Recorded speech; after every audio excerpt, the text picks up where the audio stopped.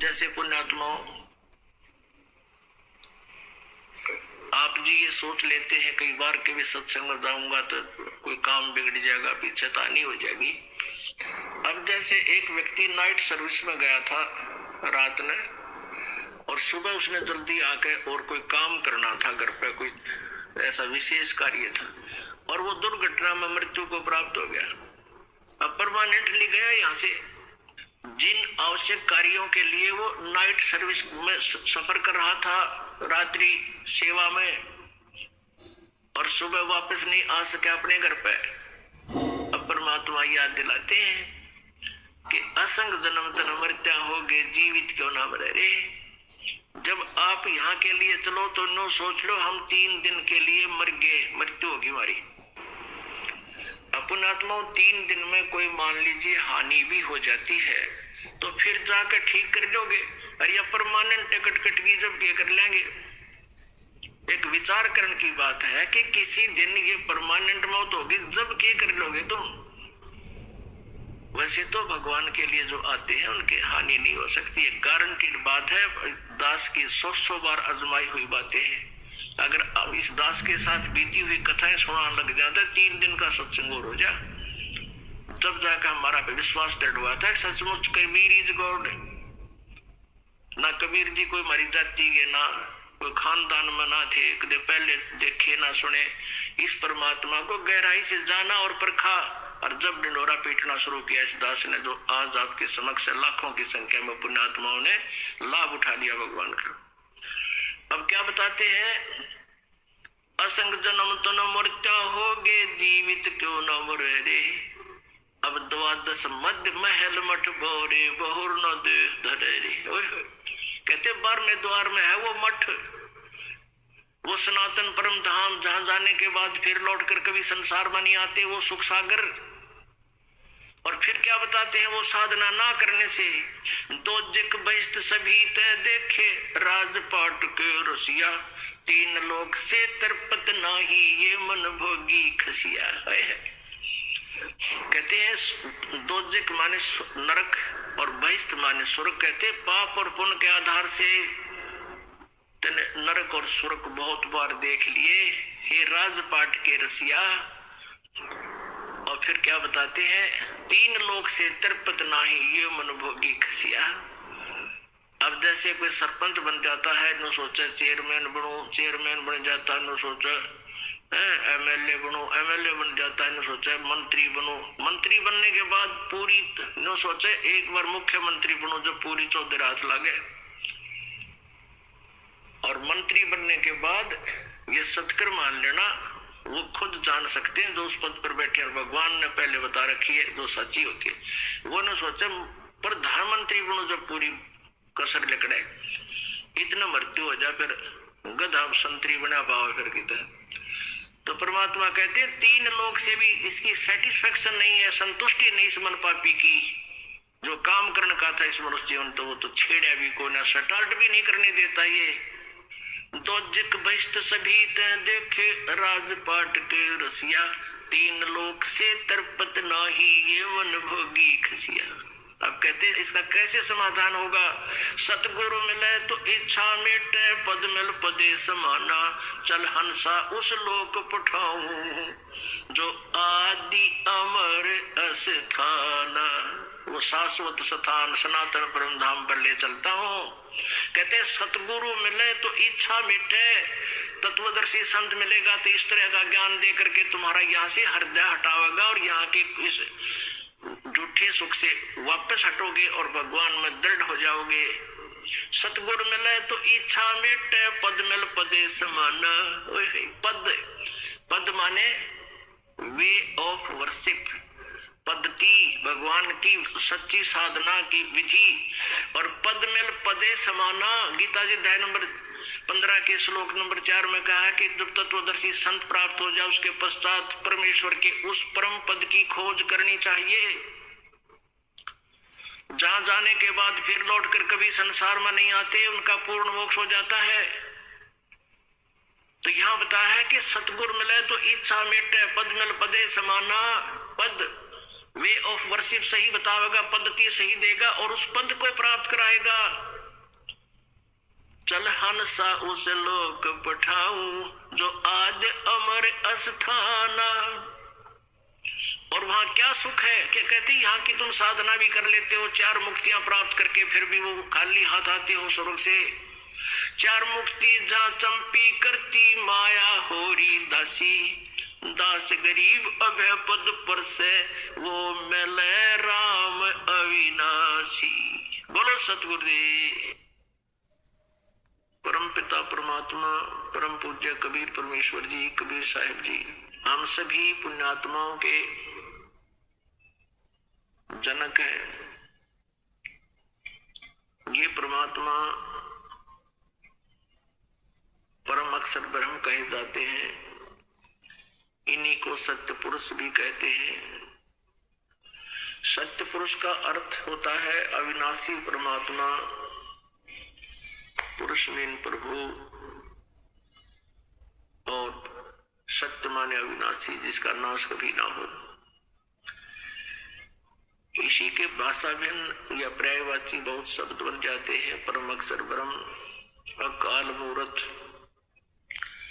शब्द स्वरूपी राम, सतपुरुष, ये वो परमात्मा है जो सब ब्रह्मांडों का रचनहार है और जो बनारस में काशी शहर में, भारतवर्ष के काशी शहर के अंदर एक जुलाहे की भूमिका किया करते थे, जो धानक कहलाते थे। ये पूर्ण परमात्मा है, असंख्य ब्रह्मांड के स्वामी है। पुण्यात्माओं, परमात्मा की पहचान कैसे की जा सकती है? परमात्मा की पहचान करने के लिए हमने जो आधार बना रखा था वो ये था, जैसे श्री कृष्ण जी ने मोरध्वज राजा के पुत्र ताम्रध्वज को आरे से 2 भाग करवा के जो मृत्यु को प्राप्त हो गया था उसको जीवित कर दिया। जिस कारण से हमने भगवान श्री कृष्ण जी को सुप्रीम पावर मान लिया। इसको कहते हैं चमत्कार परिचय, पर्चा बोलते हैं इसको, पर्चा, परिचय भी शुद्ध हिंदी में परिचय कहते हैं, यानी पहचान प्रभु की। उन परिचयों में जो लक्षणों में से एक ये भी है कि परमात्मा मुर्दे को जीवित कर सकता है, और दूसरा ये भी है परमात्मा जीव की आयु भी बढ़ा देता है। तो इसके साथ साथ और भी बहुत से गुण हैं, लक्षण हैं जिनसे परमात्मा की पहचान की जा सकती है। एक भगवान के गुणों में, लक्षणों में ये भी आता है कि वो निर्धन को धनी बना सकता है, रंग को राजा बना सकता है।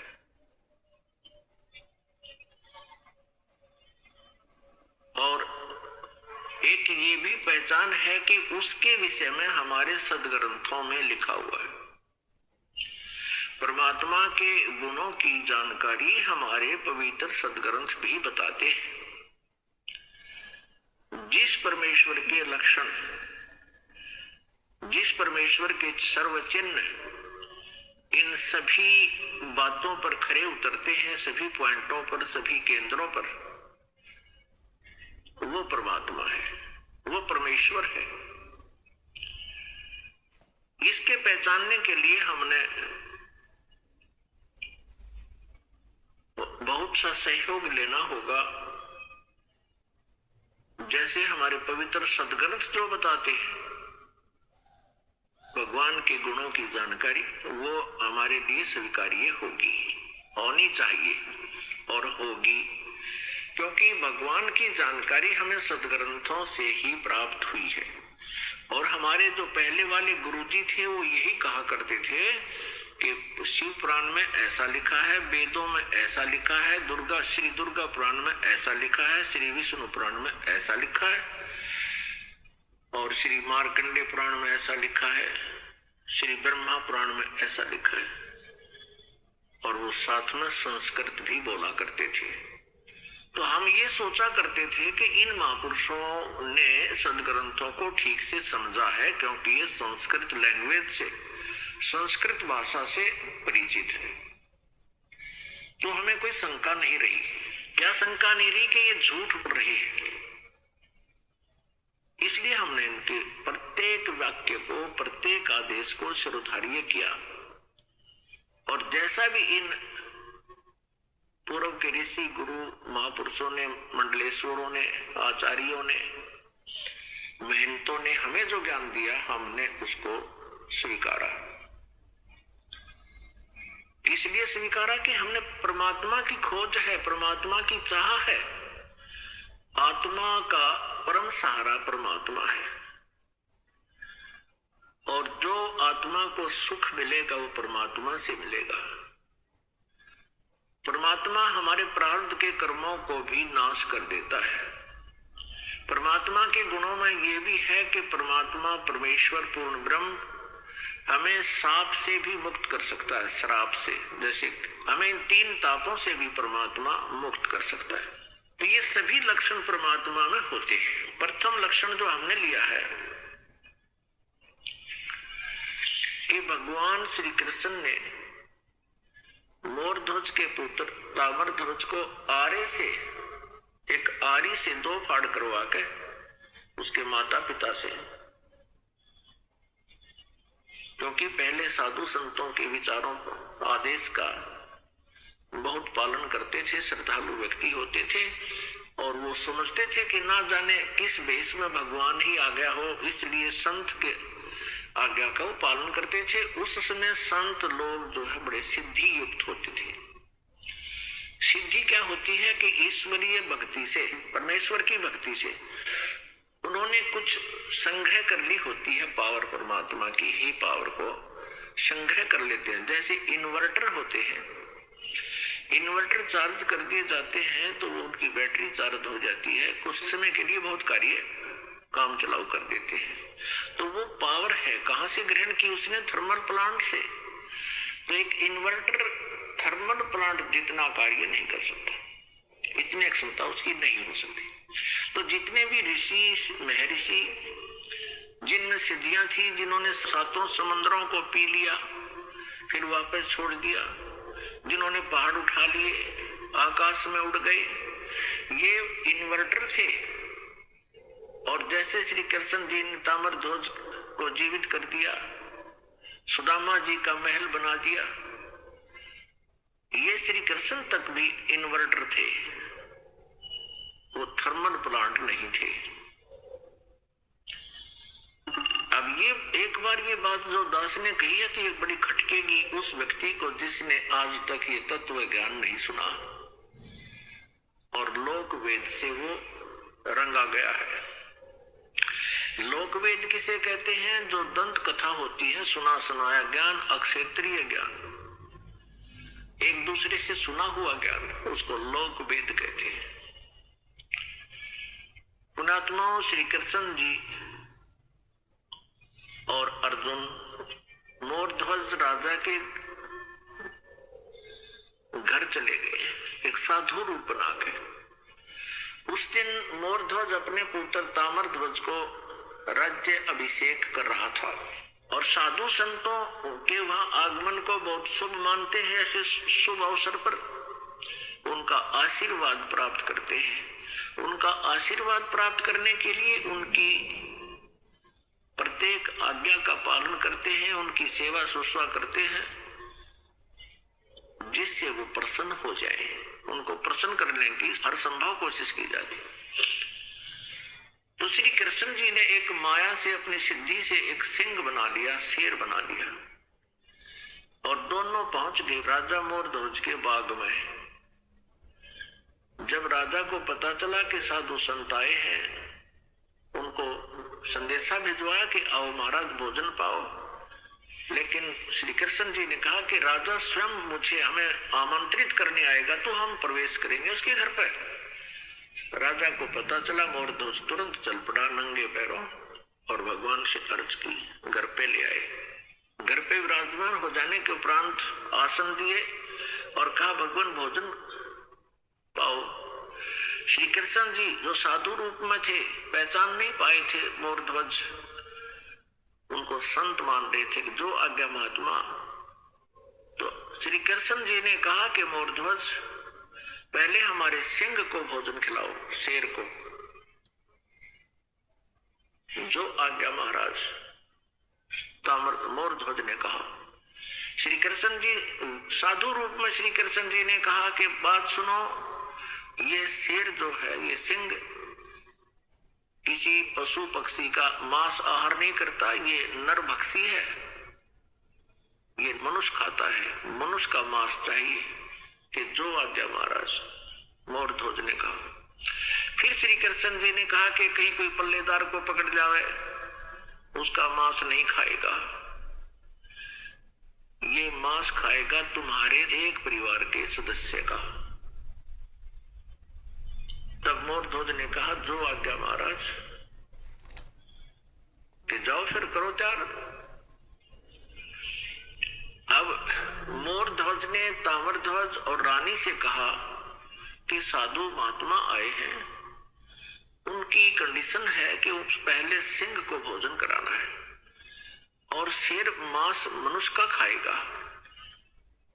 और यहां तक भी उन्होंने कह दिया है कि ये मांस आपके घर के सदस्य का ही खाएगा। मोरध्वज जी ने कहा कि देखो पुत्र सियाना हो गया, युवा हो गया है, राज्य अभिषेक अभी इसको कर देते हैं, ये अपना राज्य संभालेगा, तुम माँ और पुत्र दोनों राज्य करना और मेरा काम पूरा हो चुका है और मैं साधुओं के सिंह का भोजन बन जाता हूं।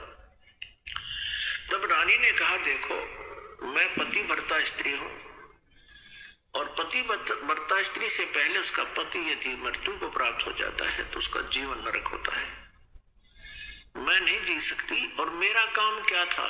मेरा काम था आपका वंश चलाना, आपका वंश चल गया, अब मेरा क्या काम रह गया? लड़के का ब्याह कर लेना, दोनों पिता पुत्र अपना कार्य कर, राज्य संभालो, बच्चा अयाना है, ये राजकाज को ढंग से नहीं समझ पाएगा, आप इनकी हेल्प करते रहना और मुझे आहार बनने दो सिंह का। तब लड़का कहता है ताम्रध्वज के माता पिता, मैं माता पिता के ऋण से मुक्त नहीं हो पाया हूं, अभी तक तो मेरी आपने सेवा ही सेवा की है, मैं तो आपकी कुछ सेवा कर नहीं सका, इसलिए मैं सिंह का आहार बनूंगा, आप मुझे पितृ ऋण से मुक्त होने दीजिए। अब वहां भगवान श्री कृष्ण से जो साधु रूप में बैठे थे उनसे आकर कहा, उन्होंने सारी कहानी फिर दोबारा दोहराई और कहा भगवान आप ही फैसला कर दो। तब श्री कृष्ण साधु वेश में विराजमान श्री कृष्ण जी ने कहा कि राजा और रानी यानी अपने पुत्र ताम्रध्वज को आरे से 2 फाड़ करें और तुम्हारे पुत्र का मांस ये शेर खाओगा, सिंह खाओगा। जो आज्ञा, आरा उठा लिया, एक तरफ मां खड़ी होगी, एक तरफ पिता, और लड़का लिया बिठा। और एक बात और कही कि यदि किसी के भी तुम्हारे आंसू आ गए, तीनों में से सिंह भोजन नहीं करेगा। अगदी जो आज्ञा आपकी। तो जब वो चीरने लगे, कहा कि इसको 2 फाड़ कर दो, बाया लेफ्ट जो है पार्ट ऑफ बॉडी, बाया हिस्सा शरीर का शेर नहीं खाओगा, ये अपवित्र है, केवल दाया हिस्सा ही खाएगा। बाएं को फेंक देना, दाएं को उठाकर पकाओ, पकाना है। ये बात सुनकर के उस समय आरा चल रहा था, ताम्रध्वज की आंखों में आंसू आ गए।